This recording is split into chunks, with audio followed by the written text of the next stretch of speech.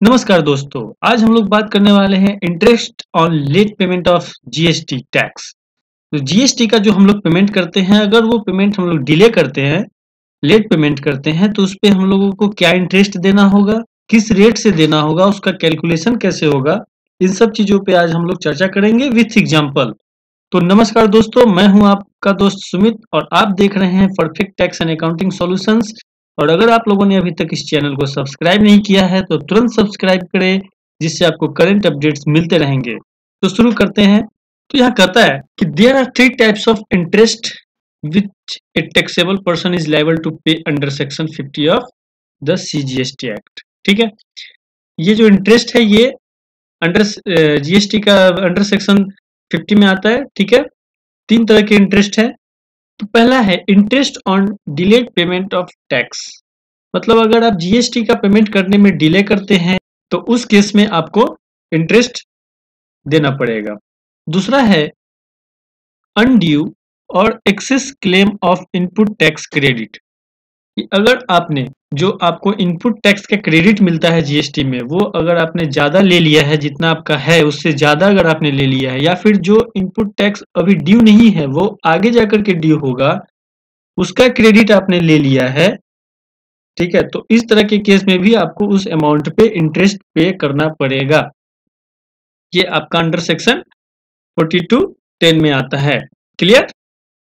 तीसरा है अनड्यू और excess reduction in output tax liability, जो आपका आउटपुट टैक्स लायबिलिटी बन रहा है सेल करने पे, जो आपका आउटपुट टैक्स लायबिलिटी बन रहा है जीएसटी का, उसमें जो भी आप डिडक्शन करते हैं वो अगर आप एक्सेस डिडक्शन कर लेते हैं, जो आपको डिडक्शन करना है उसके अलावे और एक्सेस डिडक्शन कर लेते हैं, या फिर जो डिडक्शन अभी ड्यू नहीं है उसको आप अगर डिडक्ट कर लेते हैं, तो उस अमाउंट पे भी आपको इंटरेस्ट पे करना पड़ेगा।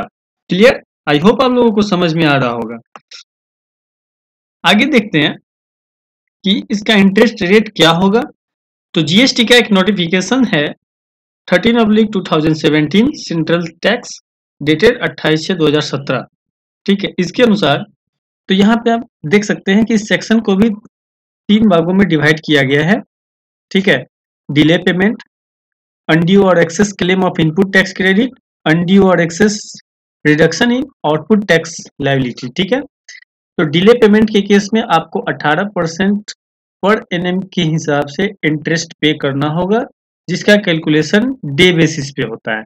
ठीक है, उसी तरह अनड्यू और excess claim of input tax credit में आपको 24% पर एनएम के रेट से इंटरेस्ट आपको पे करना होगा। और उसी प्रकार अनड्यू और excess reduction in output tax liability में भी आपको 24% पर एनएम के रेट से इंटरेस्ट पेमेंट करना पड़ेगा। ठीक है, अब आइए हम लोग इसे एक एग्जाम्पल के द्वारा समझने की कोशिश करते हैं कि आखिर इसका कैलकुलेशन, इंटरेस्ट का कैलकुलेशन हम लोग कैसे करेंगे। ठीक है, तो इसके लिए हम लोगों ने एक एग्जाम्पल लिया है। इन द मंथ ऑफ सितंबर महीने में mister Prashant has to make outward supply of ₹10 lakh. ठीक है, तो मिस्टर प्रशांत ने सितंबर महीने में 10 लाख रुपए का सप्लाई किया, सेल किया, जिसमें उन्होंने 12% के रेट से जीएसटी चार्ज करके 1,20,000 रुपया का आउटपुट टैक्स बनाया। ठीक है, और उनके पास इनपुट टैक्स क्रेडिट 70,000 का है ऑलरेडी। ठीक है, तो जैसा कि हम लोग जानते हैं कि जीएसटी R1 फाइल करने का last date 10th of the next month होता है। क्लियर। तो सितंबर में उन्होंने सेल किया तो उसका ड्यू डेट हो जाएगा आपका 10 अक्टूबर। ठीक है, लेकिन यहाँ पर मिस्टर प्रशांत ने जो पेमेंट किया है वो 5 दिसंबर को किया है।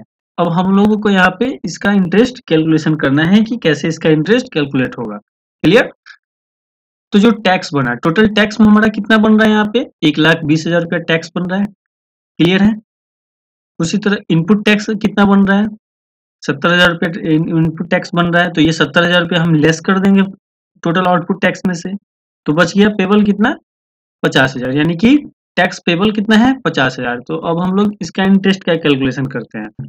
तो जैसा कि मैंने पहले भी बताया है कि इंटरेस्ट का कैलकुलेशन डे बेसिस पे होता है। ठीक है, तो 10 तारीख को हमें पेमेंट करना था और पेमेंट हुआ 5 दिसंबर को। ठीक है, तो 10 तारीख को जो ड्यू डेट है उस डेट को हम छोड़ देंगे और उसके आगे से हम डे काउंट करेंगे। तो 11 अक्टूबर से हम डे काउंट करते हैं, 11 अक्टूबर से लेकर के 5 दिसंबर तक का।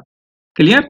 तो 11 अक्टूबर से 5 दिसंबर तक आपका हो गया 56 डे। अब इसका कैलकुलेशन कैसे करेंगे? 50,000 आपका टैक्स पेमेंट करना था, तो 50,000 इंटरेस्ट रेट हम लोगों को मालूम है 18% इंटरेस्ट रेट हो जाएगा, यानी कि 50,000 मल्टीप्लाई 18%, ठीक है। और कितने दिनों के लिए?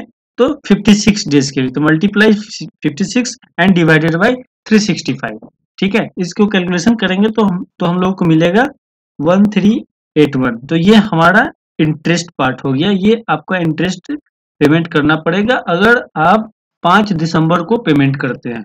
आई होप आप लोगों को ये एग्जांपल से समझ में आया होगा कि इंटरेस्ट का कैलकुलेशन हम लोग कैसे करेंगे। थैंक्स फॉर वॉचिंग, और अपने लाइक्स, कमेंट एंड अपने सुझाव कमेंट बॉक्स में जरूर डालें, और इस चैनल को सब्सक्राइब करना ना भूलें।